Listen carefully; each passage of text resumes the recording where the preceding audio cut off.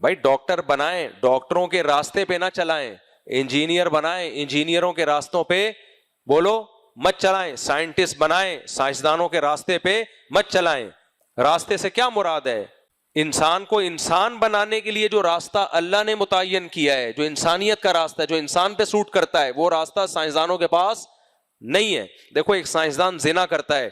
ان ملکوں میں زنا لیگل ہے، اللہ کی نظر میں وہ گمراہ ہے، اس سوسائٹی کی نظر میں وہ گمراہ ہو سکتا ہے؟ نہیں بھائی، وہ کہتے ہیں یار ٹھیک ہے یہ ان کا پرسنل معاملہ ہے، اپنی گرل فرینڈ کے ساتھ اس کا ریلیشن ہے نا، کوئی زور زبردستی تھوڑی ہے، ملکی قانون کو تھوڑی توڑ رہا ہے، اور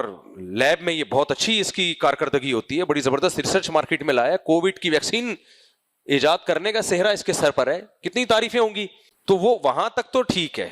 لیکن انسانیت کو انسان بنانے کے لیے جو چیزیں انسانوں پہ سوٹ کرتی ہیں، انسان اور جانوروں کو ایک دوسرے سے ممتاز اور جدا کرتی ہیں، یہ راستہ سائنٹسٹ نہیں بتائے گا آپ کو، یہ راستہ کون بتائے گا؟ اللہ۔ کیونکہ جانور بھی زنا کرتے ہیں، ان کے کوئی فزیکل ریلیشن ہوتا ہے ان کا،